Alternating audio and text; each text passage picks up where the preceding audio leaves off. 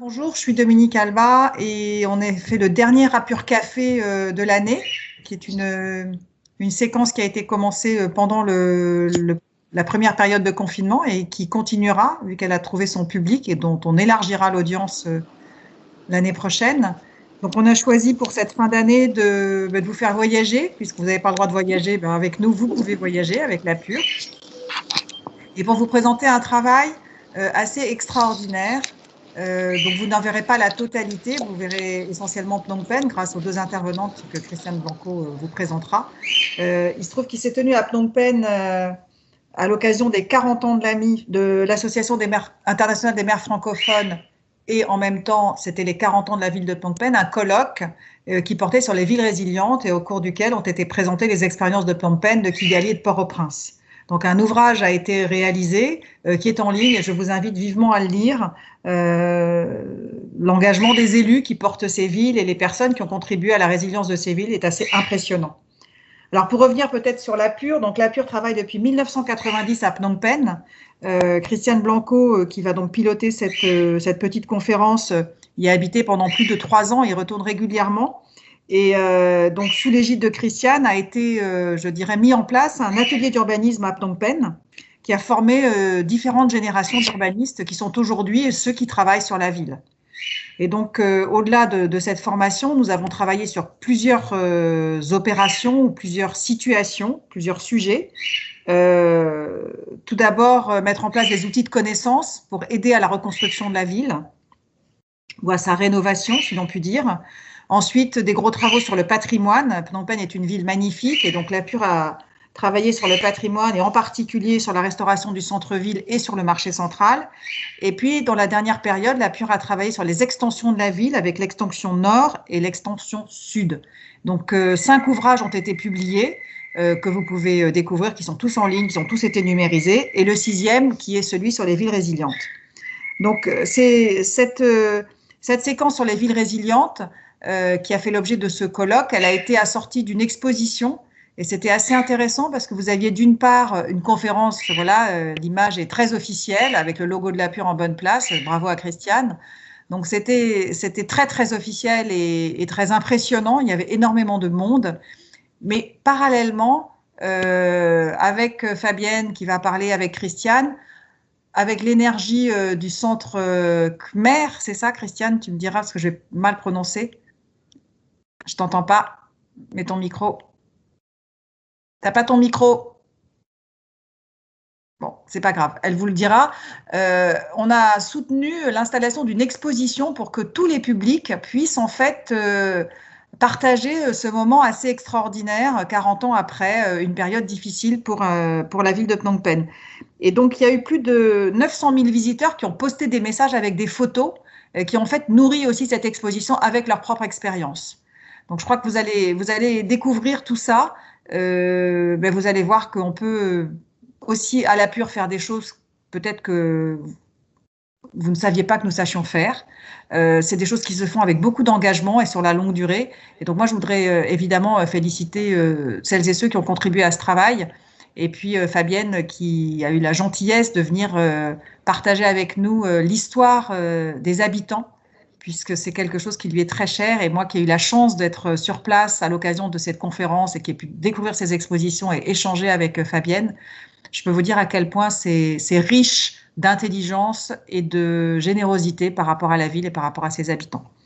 Voilà, je ne serai pas plus longue, je vous passe la parole pour les 40 minutes de présentation, je crois que vous avez prévu, ou la grosse demi-heure, enfin en tout cas ce que vous souhaitez, et avant qu'on ait quelques échanges. Voici juste le sommaire de l'ouvrage que l'on a publié, puisque la conférence sur la résilience des villes parlait à la fois de Phnom Penh, de Kigali et de Port-au-Prince, puisque c'est la résilience des villes après les catastrophes. Donc on a regardé plusieurs catastrophes et on était à Phnom Penh parce que c'était le 40e anniversaire de la fin du régime Khmer Rouge et donc du retour à la vie après 3 années, voilà, et un génocide que tout le monde connaît. Alors, dans cette conférence, en fait, nous voulions à la fois, nous voulons avoir des points de vue divers, comme vous l'avez vu, vous l'a dit Dominique, et donc, c'est pour ça que nous voulons aussi donner à voir la reconstruction de la société elle-même. et la façon dont les habitants se sont déroulés dans de telles situations et comment ils ont contribué à la remise en place d'une vie sociale et économique. Et donc, c'est cela que Fabienne va nous raconter tout à l'heure. Fabienne Lucot, qui est anthropologue et chercheuse associée au Centre d'Asie du Sud-Est de l'École des hautes études en sciences sociales, CNRS et INALCO. Et moi, je vais commencer donc par vous camper quelques éléments de contexte. Alors, comme vous le savez, en avril 1975, au moment de la prise du pouvoir par le régime Khmer Rouge, je vous le dis en 3 phrases et Fabienne y reviendra, la ville a été vidée de ses habitants en 3 jours et elle est restée vide jusqu'en janvier 1979. Et durant cette période, la population cambodgienne était donc dans les rizières, à la campagne, a subi évidemment beaucoup d'exactions, etc., puisqu'il y a à peu près un quart de la population qui est décédée durant cette période, soit assassinée, soit de mauvais traitements. Après le régime des Khmers rouges, donc en janvier 1979, les troupes vietnamiennes entrent dans Phnom Penh, c'est la fin du régime des Khmers rouges, et dès les premiers jours de cette nouvelle période, les gens vont revenir dans la ville. Et donc, on est au début de cette année 79 dans un pays totalement désorganisé et une situation de chaos extrême. Donc, c'est cette histoire du retour que Fabienne va vous raconter. Moi, je vais essayer de vous raconter très vite, vous donner quelques éléments de ce contexte très particulier. Et je vais vous en parler du seul point de vue que je peux avoir, c'est-à-dire de celui d'une architecte de la Pure qu'on a envoyée au Cambodge en 1990, donc avant les accords de paix, qui a suivi les évolutions de cette ville depuis, aux côtés de la municipalité avec laquelle nous travaillons donc depuis 30 ans dans le cadre de la coopération entre Paris et Phnom Penh. Alors, tout d'abord, je vous ai mis une carte de la ville pour que vous compreniez déjà où on est. Donc, Phnom Penh, c'est à l'entrée du delta du Mékong, dans le sud-est asiatique. Donc, on est à droite, vous voyez le Mékong en bleu clair. Je voulais juste vous montrer avec cette carte que la ville, en 1979, c'est le rose pâle et le rose foncé que vous voyez à l'écran, et quelques extensions le long des grandes routes qui vont dans ces 4 districts centraux. Et Phnom Penh aujourd'hui, donc c'est une ville avec 0 habitant, et aujourd'hui c'est donc 692 km², donc c'est l'ensemble de ce que vous voyez là, et c'est une urbanisation qui couvre plus des 2/3 de ce grand territoire. Alors, donc ça c'était juste pour vous donner quelques repères. Alors Phnom Penh en 1979, c'est une ville vide, c'est une ville où la végétation a commencé à envahir beaucoup d'endroits. Vous voyez les palmiers dans l'image en haut à droite.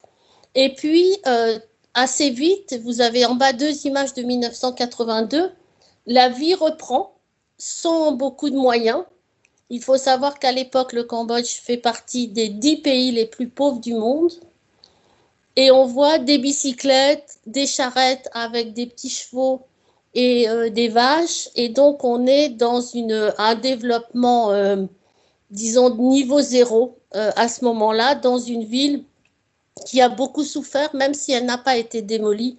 Et ça, sur cet aspect-là, Fabienne reviendra aussi.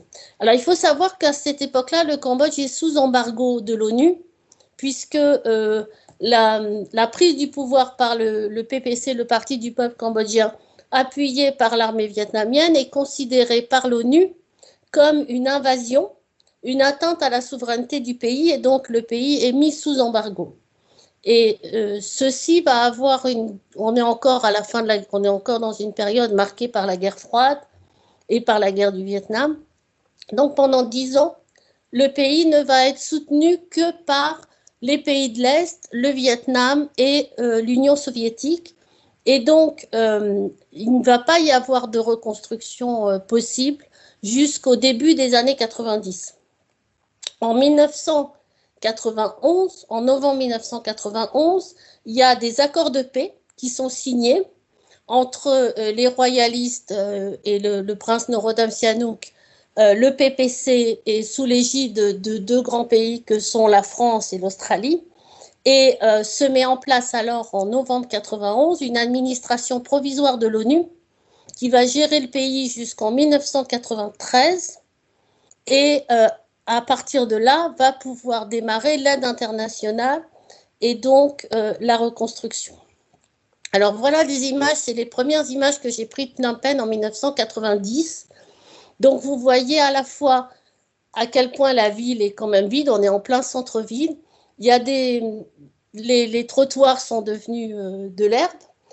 Et puis, on voit les maisons avec des grosses portes en fer, puisque les gens sont plutôt barricadés chez eux. Il y a très peu de voitures et très peu d'habitants. À cette époque-là, il y a à peu près 450 000 habitants dans la ville.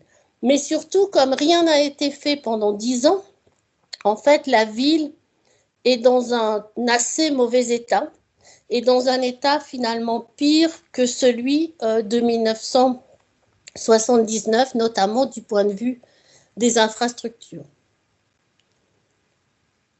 Alors, en 1991, donc avec les accords de paix, on a le départ des techniciens et des fonctionnaires vietnamiens et russes qui étaient là et qui assuraient en fait une partie de l'administration et surtout qui faisait fonctionner les équipements techniques. Et donc, on a à la fois une politique de reconstruction qui commence, l'aide qui arrive, mais une situation qui est très difficile. Les accords de paix, c'est aussi l'entrée des réfugiés, des dizaines de milliers de réfugiés qui étaient dans les camps en Thaïlande et qui, après les accords de paix, rentrent et donc il faut loger. Et donc, on va avoir dans la ville une installation des habitants dans tous les lieux possibles, notamment sur les toits, ce que vous voyez en haut à gauche, ou en bas à gauche, puisque la petite rue que vous voyez avec les maisons en bois est en fait sur le toit d'un immeuble, mais aussi dans des cours qui sont à ce moment-là construites avec des paillotes. Donc on est dans une situation où on a finalement des nouveaux risques qui s'installent.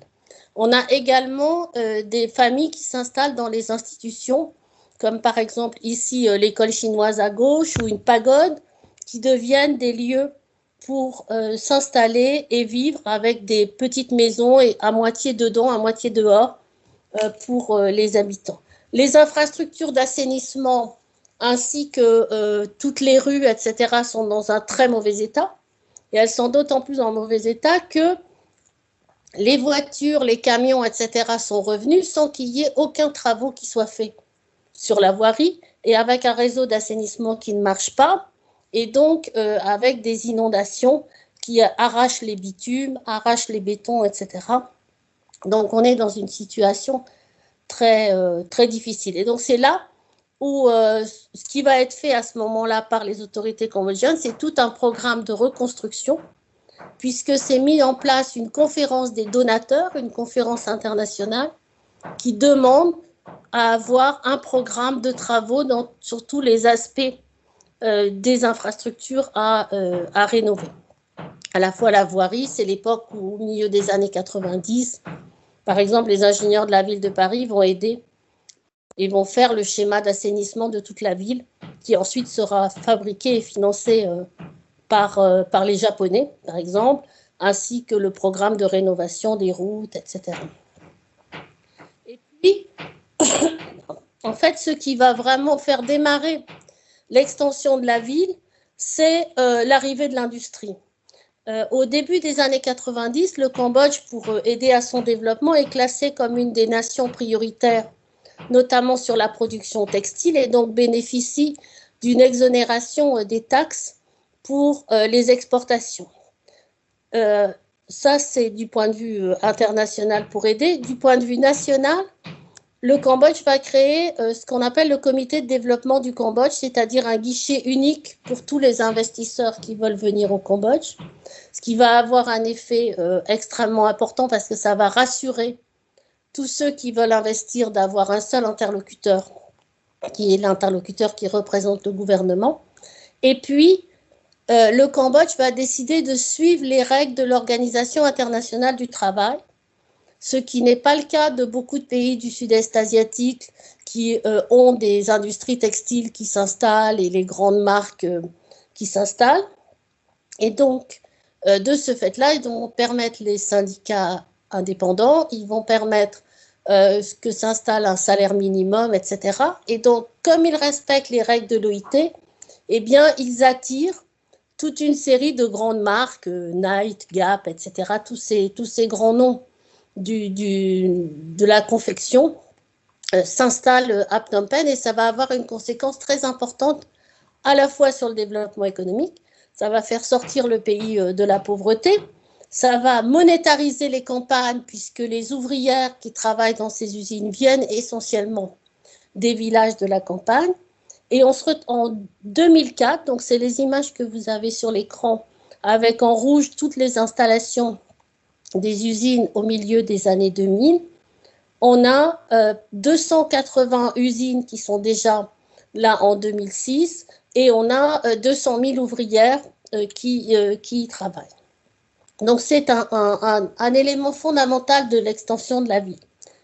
Le deuxième élément qui va poser l'extension de la ville, c'est donc ce qui va se passer avec la question du logement. Le fait qu'on ait des familles installées partout, beaucoup d'habitats précaires le long des berges, sur les toits, etc., dans tous les espaces libres de la ville, va amener des nouveaux risques d'incendie et d'inondation. Et donc, on va avoir une situation qui va obliger, qui va faire que va se développer une politique de relogement de ces familles, politique qui va avoir un pilotage très particulier, qui va lui donner aussi beaucoup d'importance. C'est un comité national qui se met en place dans lequel il y a la municipalité et l'État, mais aussi à la fois les bailleurs internationaux qui aident, et notamment le PNUD, le Programme des Nations Unies pour le développement, et les communautés d'habitants. Et c'est parce qu'il y a tout le monde, y compris les communautés d'habitants, dans ce comité, qu'il va être possible de mener une politique de relogement des familles sur des terrains qui, à ce moment-là, qui étaient souvent des terrains de rizière, qui vont être dédiés à la fabrication finalement d'une nouvelle sorte de ville nouvelle où les gens s'installent d'abord dans des conditions assez précaires, puis de plus en plus dans du dur, quoi, avec des constructions qui vont devenir de plus en plus en maçonnerie et qui sont là aussi des points d'appui pour l'expansion de la ville. Voilà, donc ça c'était les deux grands éléments dont je voulais vous parler pour vous montrer un peu comment les choses se sont passées. Si on voulait résumer, on pourrait dire qu'on est passé en même temps d'une ville jardin au début des années 90 à une métropole avec des nouvelles questions qui se posent puisque c'est une densification évidemment du tissu urbain, c'est une augmentation de la chaleur dans la ville, des sols qui s'imperméabilisent, des constructions avec de moins en moins de ventilation naturelle. Et donc voilà une ville qui a beaucoup changé depuis 20 ans et avec de nouveaux risques et de nouveaux défis puisqu'aujourd'hui, il y a des programmes qui visent à remblayer des lacs pour étendre la ville avec les risques et les difficultés que cela pose dans un climat de mousson et avec des capacités donc, de rétention et de stockage des eaux pluviales qui vont se réduire. Voilà, c'était juste à gros traits ce que je voulais vous montrer et maintenant je vais passer la parole à Fabienne. Bonjour et merci à toi Christiane de m'avoir invitée à parler aujourd'hui de la réinvention de Phnom Penh au lendemain du régime des Khmers rouges. Alors Phnom Penh, la capitale du Cambodge, présente la particularité unique à l'époque contemporaine d'avoir été conçu et habité par une population urbaine, d'avoir été totalement vidé de ses habitants au lendemain de l'avènement au pouvoir des Khmers rouges, puis d'avoir été réinvesti après la chute de ce régime par des survivants exsangues, majoritairement ruraux, qui n'avaient pas l'expérience de la ville et n'en connaissaient pas l'histoire. Donc cette ville, qui a longtemps eu l'apparence d'un gigantesque camp de réfugiés installé dans une épave urbaine, est actuellement en phase de réinvention avec l'arrivée de promoteurs extérieurs. Je vais donc vous raconter, pour commencer, le contexte particulier de cette renaissance de la ville en 1979 et je finirai par quelques réflexions sur son devenir. Le 17... non, tu peux revenir à celle d'avant, ouais. Ah oui, remarque, non, c'est bon. Ouais. Le 17 avril... oui, tu peux... pardon, ouais, voilà. Le 17 avril 1975. Ce jour marque une rupture radicale dans le fil de l'histoire de la ville de Phnom Penh. Pour les révolutionnaires Khmers rouges qui sont désormais à la tête du pays, cette ville moderne est mauvaise. Elle concentre toutes les dépravations de l'impérialisme et du capitalisme. Ses habitants, considérés comme des ennemis de la révolution, doivent être rééduqués à la campagne pour qu'ils apprennent qu'être cambodgien, c'est avant tout être paysan.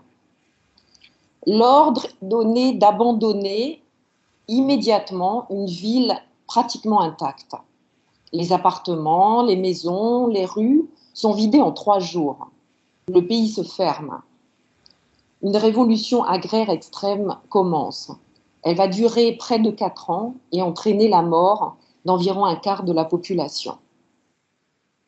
Maintenant, le 7 janvier 1979, la prise de Phnom Penh par les troupes vietnamiennes sonne la fin du régime des Khmers rouges.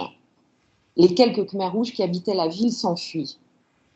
Pour ceux qui entrent dans la ville, Phnom Penh semble au premier abord avoir peu changé depuis son abandon en 1975.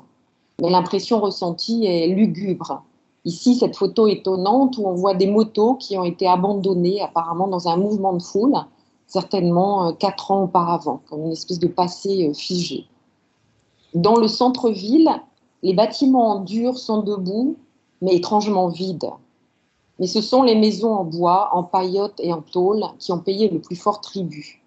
Les habitations les plus légères se sont désagrégées sous l'effet du climat et des insectes, et les maisons en bois ont été dans leur grande majorité démantelées par les Khmers rouges pour être recyclées. Nombre d'entre elles ont ainsi servi de combustible dans les cuisines collectives. Les logements ont été systématiquement vidés de leurs meubles et ustensiles modernes et mis dans des entrepôts en vue d'être également recyclés. Toute trace de modernité, perçue comme venant de l'extérieur, devait disparaître. Les Khmers rouges voulaient à la place une révolution agraire totale. Ils avaient ainsi entrepris de transformer la ville en campagne. Des jardins et terrains publics sont transformés en rizières. Des cocotiers, des bananiers, vous voyez ici, sont plantés autour du marché central. Au début, seuls les soldats entrent dans la ville fantôme. Les populations libérées des coopératives agricoles Khmers rouges doivent attendre avant de pénétrer.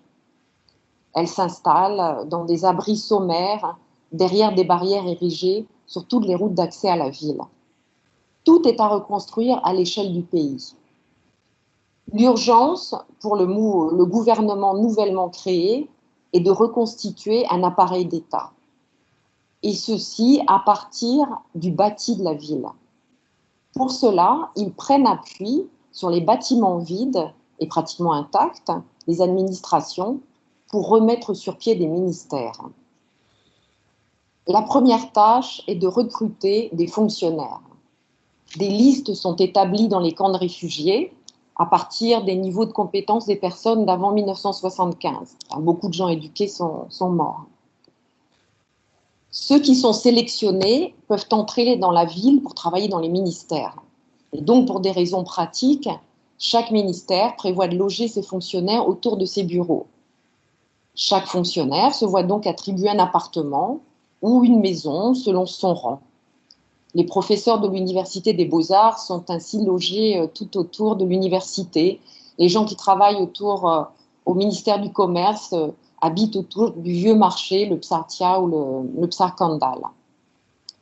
Mais si des ministères redémarrent à partir de leurs anciens locaux, d'autres bâtiments prennent un chemin différent. Nous pouvons ainsi parler du quartier de Kolabmouy, au nord de Phnom Penh. Et c'est un lieu, vous voyez ici l'église derrière, qui était autrefois appelée la Providence et était gérée par des sœurs catholiques. Il comprenait une église ainsi que de vastes bâtiments qui abritaient une école de jeunes filles, un hospice et un orphelinat. En 1979, c'est ici que les soldats vietnamiens ont regroupé les orphelins du régime Khmer Rouge. Ils les ont installés dans les bâtiments vides. Et quand l'orphelinat a fermé en 2003, les orphelins, devenus adultes, sont restés tout simplement là où ils dormaient étant petits. Le lit et l'espace autour d'eux est devenu un petit logement à l'intérieur de l'église ici et dans les bâtiments adjacents.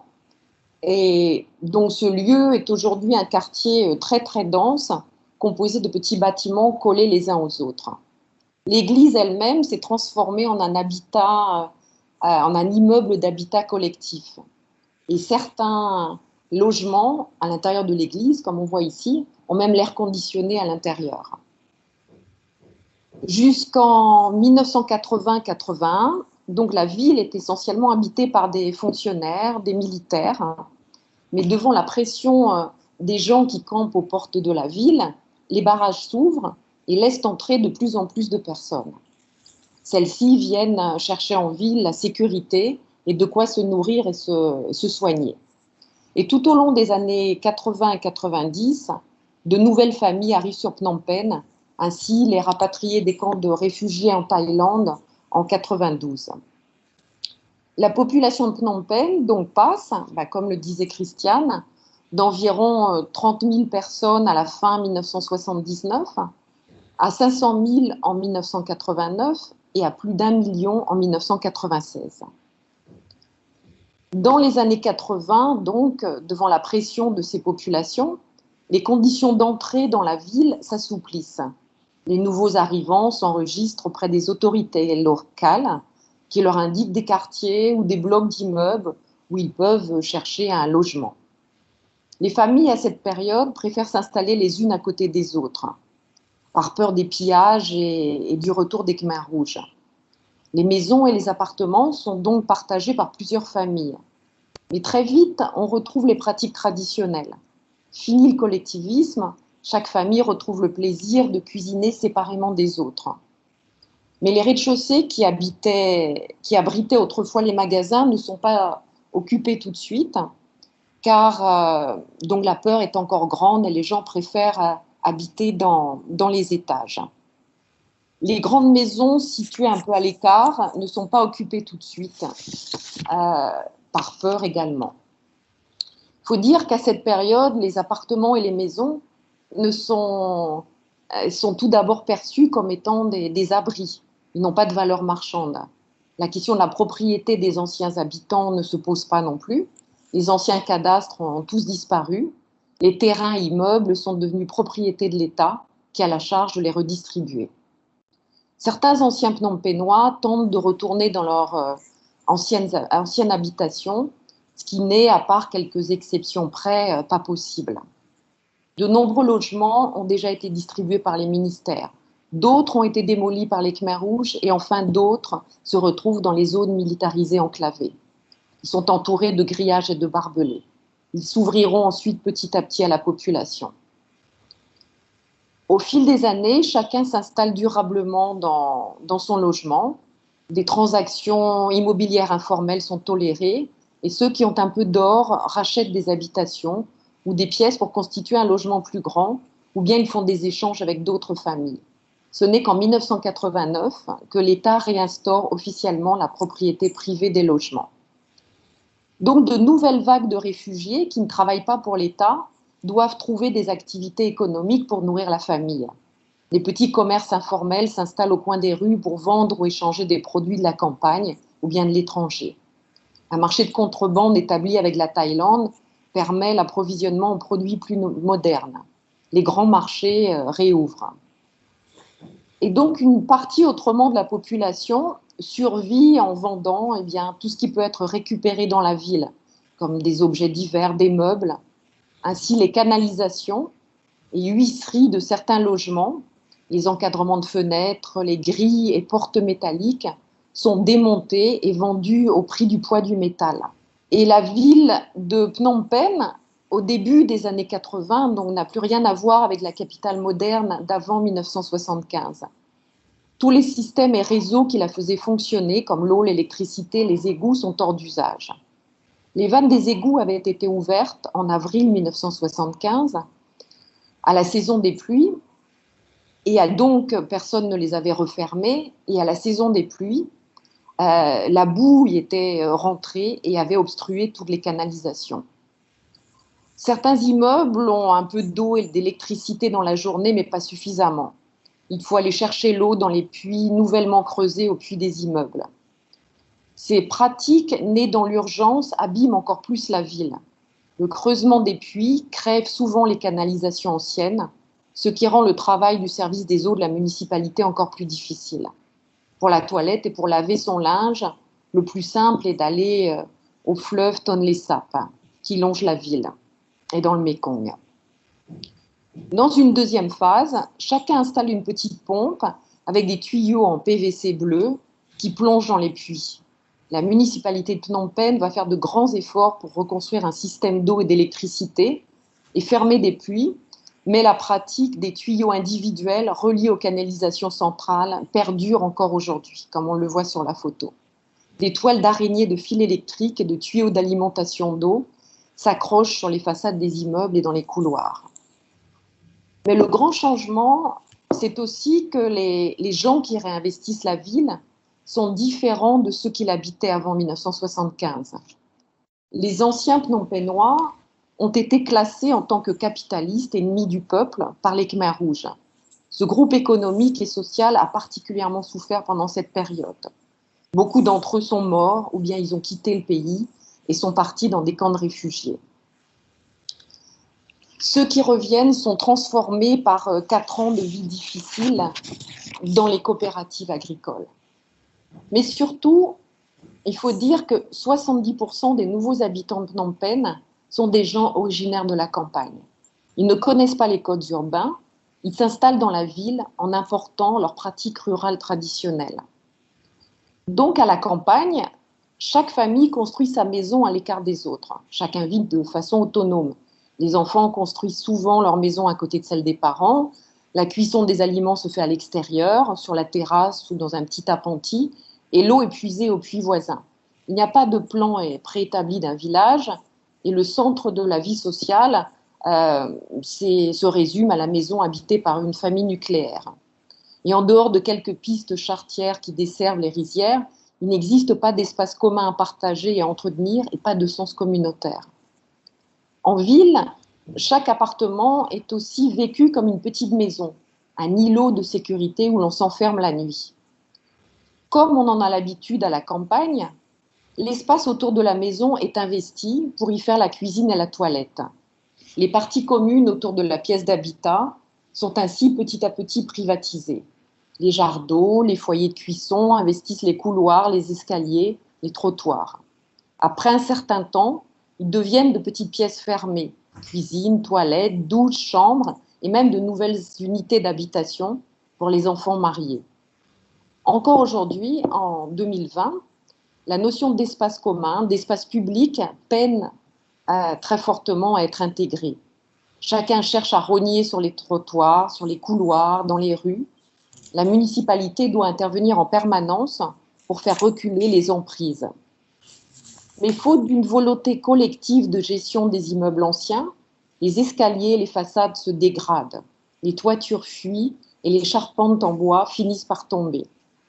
Dans quelques bâtiments qui présentent un état architectural particulier, des organisations internationales, des ONG, ont parfois essayé d'organiser les propriétaires pour créer une caisse commune qui permettrait de réparer une toiture ou un escalier, mais sans grand succès. Les gens préfèrent alors construire leur propre toit sous le grand toit commun qui fuit, affirmant ainsi leur indépendance à l'intérieur d'une structure conçus à l'origine pour abriter un habitat collectif. Il en est de même pour les maisons anciennes qui sont restructurées en plusieurs logements dont le style architectural n'a souvent plus rien à voir avec le bâtiment d'origine. Au fil du temps, des extensions horizontales et verticales achèvent la désagrégation de la structure de l'ancienne maison.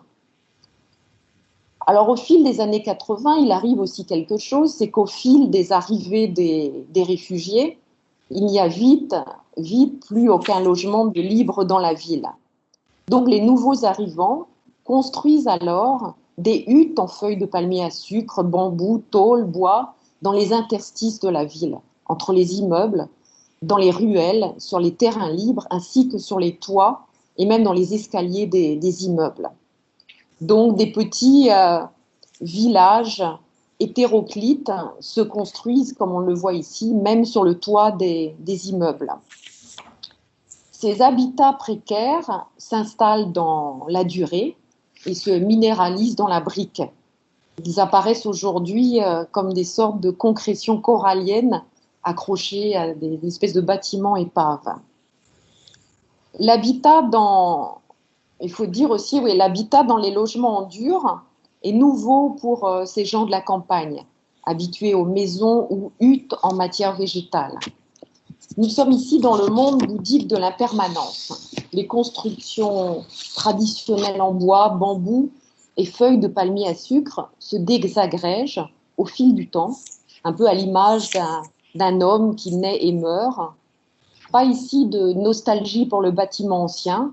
Au contraire, il est considéré comme étant lesté de charges karmiques du passé dont il vaut mieux se débarrasser. Un bâtiment neuf, neutre, lui sera préféré. On est ainsi réticent à s'installer dans des lieux anciens où des fantômes, comme autant de traces de mauvaises histoires, pourraient rôder et causer des tourments aux vivants. Et comme on en a l'habitude pour les maisons végétales, on laisse la maison ou l'immeuble se dégrader à son rythme en attendant de reconstruire un neuf. Pour la rénovation, il y en a eu quelques-unes. Il faudra attendre de la part des habitants. Il faudra attendre 1992, au moment de l'ouverture du pays à l'extérieur et à l'arrivée d'une force internationale des Nations Unies, pour que des constructions nouvelles et quelques rénovations voient le jour. Il faut loger tous ces personnels dans des logements aux standards internationaux pour les louer au prix fort. Chaque propriétaire cherche à rentabiliser au maximum son logement, quitte à le diviser en plusieurs pièces avec une salle de bain chacune. Chaque pièce est louée à une personne. Cette habitude d'une salle de bain pour une pièce se retrouve encore aujourd'hui dans la construction des bureaux et des appartements. Et au fil des ans, quand l'immeuble se dégrade trop, les propriétaires qui ont les moyens financiers partent habiter ailleurs, le vendent ou bien le louent à d'autres moins fortunés. Le bâtiment vétuste est alors souvent racheté pièce par pièce par un promoteur qui le démolira pour y construire un immeuble plus moderne et plus haut quand il aura acquis l'ensemble. Alors comme ici, vous voyez l'ambassade des États-Unis, enfin l'ancienne ambassade des États-Unis, où il ne reste plus qu'à racheter les 2 petits commerces en bas pour pouvoir démolir le bâtiment. Donc pour terminer, après une période de construction de compartiments de 2 ou 3 étages en remplacement des maisons en bois qui étaient encore nombreuses dans Phnom Penh au cours des années 2000, une nouvelle phase de construction plus spectaculaire est en cours depuis quelques années. Avec des capitaux venus de l'étranger, principalement de Chine, le prix des terrains en ville a fortement augmenté, incitant les propriétaires à vendre. Aujourd'hui, la ville de Phnom Penh est en pleine mutation. Après cette première vague pendant laquelle nombre de bâtiments du vieux Phnom Penh d'avant 1975 se sont lentement désagrégés tout en étant mangés ou coralisés par des extensions nouvelles, ils sont maintenant souvent démolis pour laisser place à des constructions nouvelles qui correspondent mieux au rêve d'une capitale asiatique moderne verticale. Des promoteurs immobiliers achètent souvent plusieurs immeubles contigus, les démolissent pour récupérer un terrain plus vaste qui permet des projets plus ambitieux. C'est désormais l'ère de la construction de tours de plusieurs dizaines d'étages sans souci d'harmonie avec le bâti environnant. À Phnom Penh, certains projets très ambitieux, comme vous le voyez ici, sont construits sur de grandes îles artificielles sur le Mékong. Ici, c'est le projet d'une ville satellite de 2,5 milliards de dollars appelée Noria City. Elle est en cours de construction. Et pour les Cambodgiens qui ont vendu à bon prix leurs habitations et leurs terrains, il est tentant d'acheter des appartements dans les tours, mais surtout avec une visée spéculative, mais pas encore d'y habiter. De nombreuses tours apparaissent vides, bien que les appartements aient déjà été achetés, notamment par des Asiatiques, surtout des Chinois. Les Phnom Penhois, eux, privilégient l'habitat dans des logements neufs qui ont une emprise au sol, tels les compartiments, et leur souci de protection hérité d'années d'insécurité se trouve maintenant satisfait dans la proposition des Borei, ces cités fermées, où s'alignent petites et grandes maisons qui recréent une forme de village cambodgien idéal. Ici, l'on retrouve le modèle traditionnel où l'on vit séparé des autres, n'ayant la propriété de la terre sous les pieds. Donc, Phnom Penh est encore dans une nouvelle phase de réinvention. Je vous remercie. Merci beaucoup pour cet exposé. Il est 14 heures, on a peut-être on peut prendre quelques questions ou quelques remarques. J'ai une remarque quand vous avez parlé des habitats construits sur des toits de terrasse, des toits sur des immeubles. Moi-même, j'ai habité dans un logement comme ça, sur un toit. Et quand j'ai quitté le Cambodge pour venir habiter en France, j'ai appris 1 an plus tard qu'il y a eu un incendie. Mm-hmm. Et je m'étais dit, est-ce que c'est fait exprès pour que ces gens-là partent? Parce que c'était assez sale et c'est un immeuble comme un immeuble un peu comme l'ancien l'ambassade américaine. Je me demandais, est-ce que c'est fait exprès? Est-ce que le gouvernement a payé quelqu'un pour brûler, pour mettre un incendie, pour que les gens partent? Et aussi l'escalier pour monter au toit, c'était sale, il y avait des drogués, enfin, voilà. Du coup, je ne sais pas si c'était déjà arrivé dans des autres toits à Phnom Penh où il y a eu des incendies, ou c'était jusqu'à l'endroit où j'ai habité. Alors, je pense que vous parlez du bloc Tampa, c'est ça? Oui. Qui était sur le... Non, j'étais à Psa Thmai. Psacha. Oui, c'est ça. Oui, c'est ça, ouais. Et écoutez, c'est très difficile de pouvoir prouver que c'était un incendie criminel. Il y a eu plusieurs incendies dans des zones d'habitat précaire. Il y a eu un incendie au front de Bassac, les gens qui ont déménagé, qui ont été relogés en Long Kranian, comme Christiane en a parlé. Il y a eu également un incendie à Chebampo. Et dans ces cas, il faut dire aussi qu'on est dans des zones d'habitat très denses. Oui, il y a des gens qui utilisent du gaz, qui utilisent des matières inflammables. Donc, le fait qu'un incendie parte et que les gens ne puissent pas l'arrêter, c'est très, très probable. C'est très difficile de savoir si c'est criminel ou pas, parce qu'il y a certains habitats précaires où les gens reconstruisent juste après et d'autres où ils ont été relogés. Ouais. J'ai demandé l'avis à mon père qui habite encore là-bas.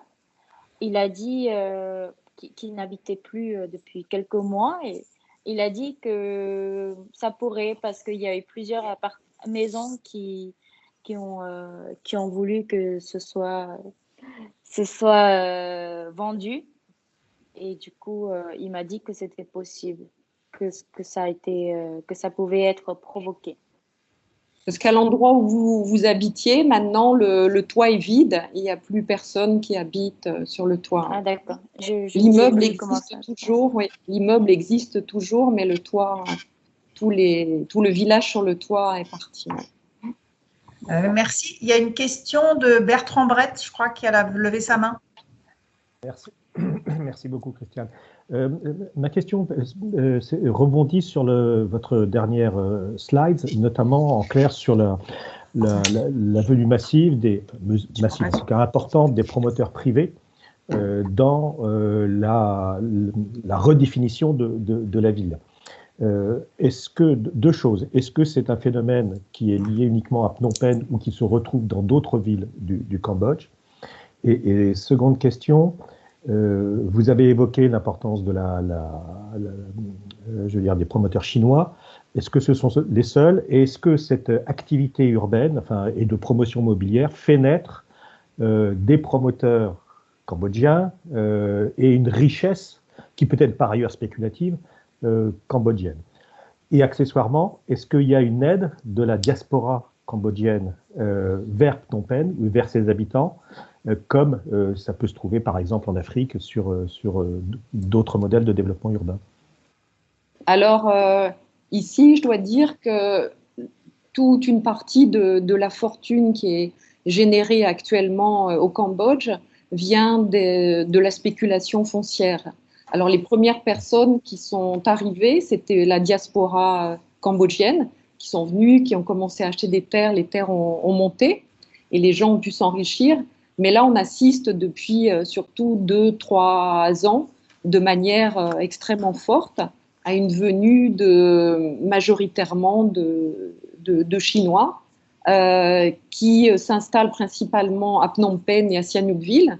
À Sihanoukville, c'est extrêmement politique, c'est dans le cadre du programme des routes de la soie lancé par le président Xi Jinping, où il faut la conquête des territoires, et le Cambodge est tout à fait ouvert à recevoir des milliers et des milliers de Chinois sur son territoire. Là, on dit que toute une partie de la côte a déjà été rachetée. Sihanoukville, en l'espace d'un an, c'est absolument incroyable. Il y a eu des centaines et des centaines d'immeubles qui ont été construits. Beaucoup de casinos, beaucoup de jeux illégaux, beaucoup de blanchiment d'argent. Récemment, il y avait une énorme polémique sur le fait que certains satellites avaient repéré une base navale chinoise sur la côte. C'est toujours en discussion. Le Premier ministre dit que non, mais ça paraît fort possible. Mais il est sûr que les Chinois ont vraiment envie de s'installer ici durablement. Alors, il y a énormément de construction d'immeubles sur Sihanoukville et sur Phnom Penh, et c'est essentiellement de la spéculation immobilière chinoise. On était avec Christiane une fois et on avait suivi des groupes de Chinois qui venaient acheter. Ce sont des gens qui viennent acheter qui ont beaucoup d'argent et qui viennent acheter des appartements et qui ne vont pas particulièrement les habiter. Donc, il y a des tours qui sont vides, mais qui ont toutes été achetées. Alors, ça génère beaucoup d'argent parce qu'ils achètent et ils payent très cher. Ils achètent des terrains très chers. Donc, il y a une part de la population qui s'enrichit. Nous, en développant des activités économiques, nous, en développant des sociétés, mais en vendant des terrains où le prix des terrains est absolument hallucinant par rapport mettons, à la France. Et donc, il y a un enrichissement des gens de la ville, des gens de Sihanoukville, et même de la campagne, puisque là, la grosse tendance, c'est beaucoup de gens, même à la campagne, vendent. Et là, sur Siem Reap, il y a un projet aussi énorme à côté du site d'Angkor, d'une zone de développement touristique de 350 millions de dollars, qui est payée par un casino de Phnom Penh, un casino malaisien. Il va y avoir aussi un nouvel aéroport et le développement d'une nouvelle ville avec des immeubles hauts en dehors de la petite ville de Siem Reap qui est protégée par l'UNESCO, donc on ne peut pas avoir plus de 4 étages. Et donc les tours vont se faire à l'extérieur. Donc la ville de Siem Reap a été un peu protégée avec cette interdiction de construire plus large. Alors ce sont essentiellement des Chinois, mais il y a aussi des Malaisiens, des Coréens, mais essentiellement des capitaux chinois. Et aide de la diaspora, c'était vrai au début, mais peut-être moins maintenant. Ils sont beaucoup venus dans les années 90 et moins maintenant. c'est vraiment ici une zone qui devient très chinoise. Ça l'est également dans les pays voisins, mais ça l'est peut-être plus, ou c'est beaucoup plus visible à Phnom Penh ces dernières années. J'ai juste appris qu'il va y avoir une construction de Disney à Siem Reap, c'est ça? Ou c'est pas vrai? Parce que ça m'inquiète beaucoup. Oui, c'est un parc d'attractions, mais c'est pas Disney. C'est un parc d'attractions qui va être construit par Naga World. C'est le casino malaisien qui est installé au plein cœur de Phnom Penh. Oui, c'est juste au sud. C'est juste au sud de la zone 2 d'Angkor, oui. Bon, d'accord, on verra si ça gâche pas tout. Merci encore, et puis encore un gros bravo et tous mes remerciements pour ce très, très instructif exposé. Voilà, malheureusement, je vais être obligé de vous quitter, mais vraiment, on a appris beaucoup de choses grâce à vous. Merci, et à Christiane, bien sûr. Merci beaucoup, Fabienne. Merci, Christiane. Merci de m'avoir invitée. Oui, on recommencera parce que c'est vraiment assez passionnant et ce qui se passe dans cette ville est aussi très inquiétant d'une certaine façon. Voilà. Au revoir. Au revoir. Chum Rep Lia. Chum Rep Lia. Ciao.